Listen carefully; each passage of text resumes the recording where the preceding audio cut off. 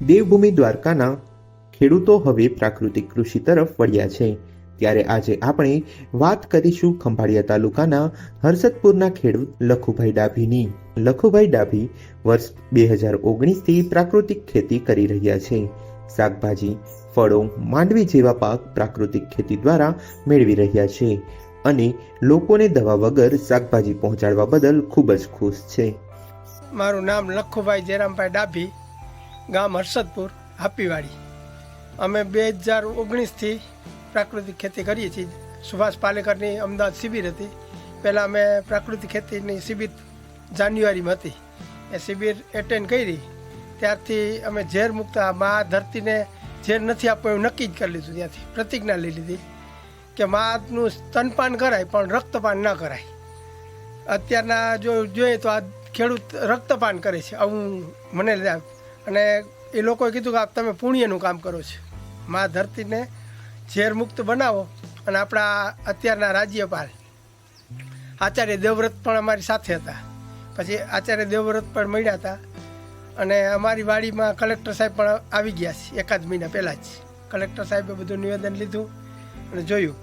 અને જે આપણે પહેલાં જૂની અમે આમ પ્રાકૃતિક કહીએ છીએ, કોઈ ઓર્ગેનિક કહીએ છીએ, કોઈ અલગ અલગ નામથી આપે છે.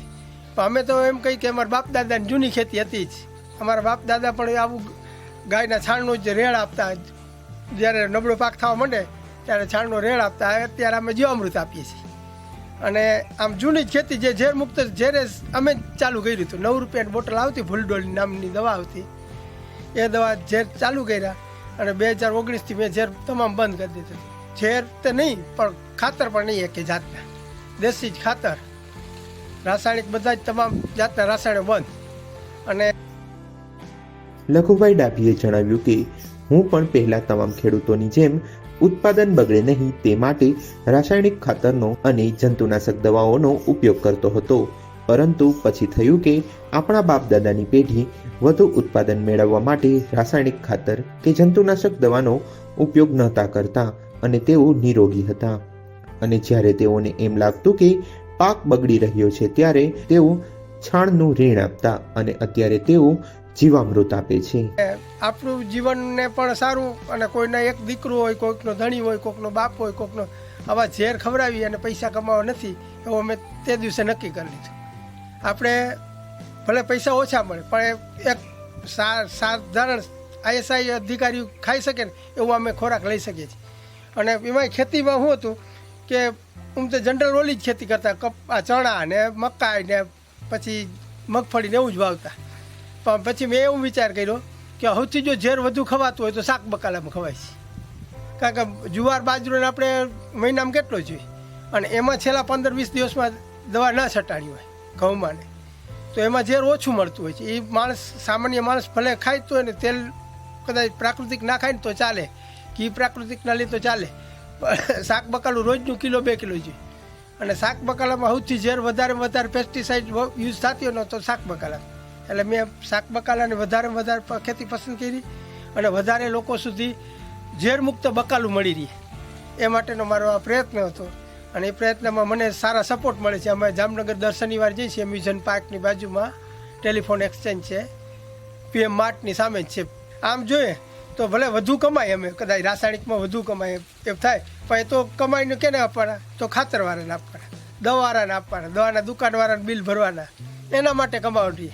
આ તો આપણે ક્યાંય આપવાનું નથી, 0 બજેટ કહી શકાય. એક જ ભાવ મળે છે એટલે અમને આ ખેતી સારી લાગે છે, ગમે છે. અને અમે પ્રાકૃતિકના ગ્રાહકને ઝેર મુક્ત મળી રહીએ એ હેતુથી આ ખેતીને અમે ટકાવીને ઘણા લોકો અમને પ્રોત્સાહન પણ આપે છે, જરૂર કરતાં વધારે પૈસા આપે છે. અને પહેલી શિબિર અમે સુભાષ પાલેકરની અમદાવાદ કરી, ત્યાર પછી કેવલેશ્વર સ્વામી દ્વારકા 3 દિવસની હતી શિબિર. એમાં પણ અમે પોઈચાવાળા કેવલેશ્વર સ્વામીએ એને પણ બહુ જ ખેતીની માહિતી સમજાવી અને કે આ તમે પુણ્યનું કામ કરી રહ્યા છો.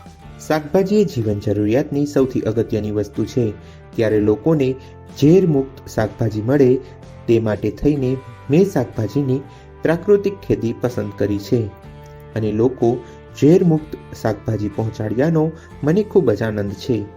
તેઓએ કહ્યું કે હું ખંભાળિયા અને જામનગરમાં દવા વગરના શાકભાજી પહોંચાડું છું.